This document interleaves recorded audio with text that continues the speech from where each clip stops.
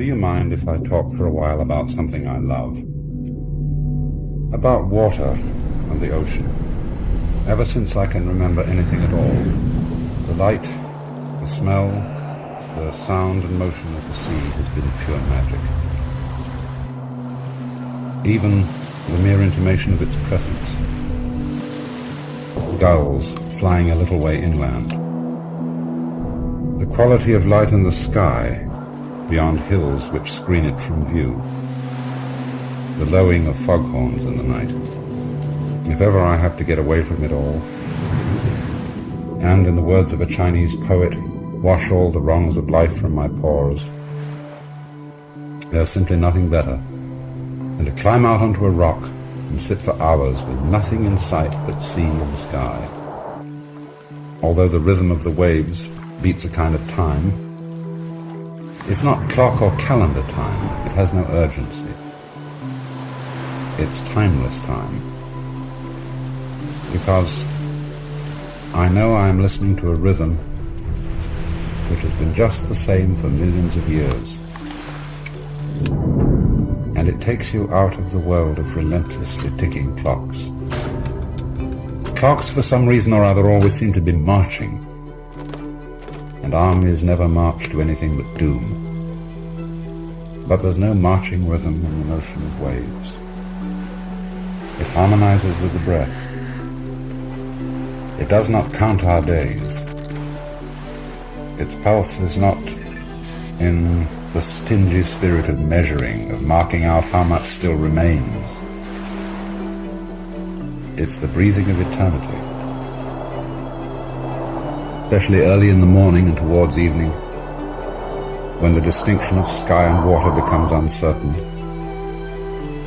when the whole of space becomes opalescent, a sort of pearly luminous grey, and the rising or setting moon is straw yellow. Blessed with the white cries of gulls, and with the patterns of masts and ropes and boats at anchor, which put me in mind of landfalls a long way away, and of all the voyages of which one has dreamed. But under the surface of both sky and water, there's the grim business of praying.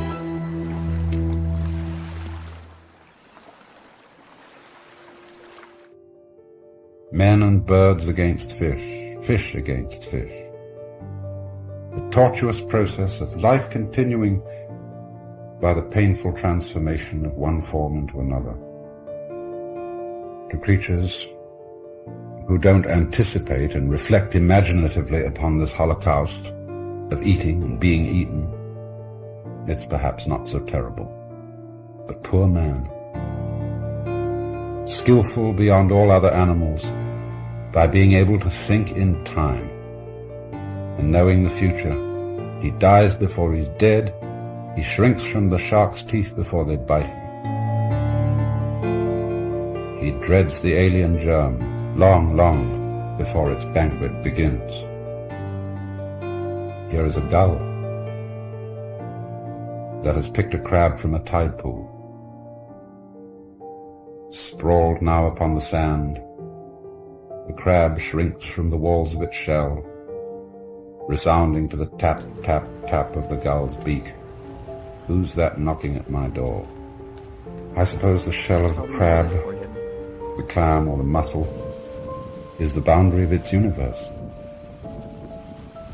To put ourselves in their position, we should have to imagine a knocking sound, louder and louder, that doesn't come from anywhere in particular, from the door or the walls or the ceiling or the floor. Think of a knocking that comes from everywhere, that beats against the boundaries of space and consciousness, that comes as the intrusion of an utterly unknown dimension into our own familiar world. Let me in. Let me in. Surrender to this agony, and you will be transformed into me. Dying to yourself, you will become alive as me. There's no way of getting around it, is there? The gull isn't rapacious or greedy. It's just that his being alive at all is the same thing as eating crabs. Seabirds are transformations of fish. Men are transformations of wheat, chickens, and steers.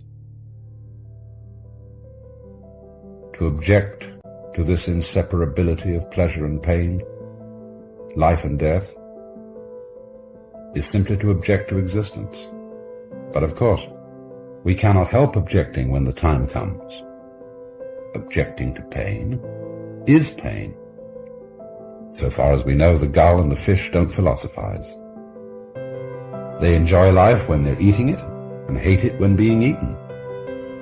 They don't reflect upon the process as a whole and say, how rough it is that we have to work so hard for a living, or it's just hell having to watch out all the time for those gulls. I'm sure that in their world, this is something that just goes along with life, like having eyes or feet.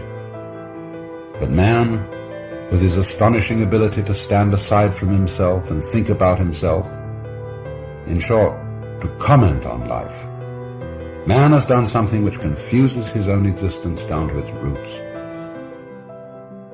Perhaps the ghastly mistake was just that step in man's evolution, which made it possible for him to comment, to reflect upon life as a whole. In being able to stand aside from life and think about it, he put himself outside it and found it alien.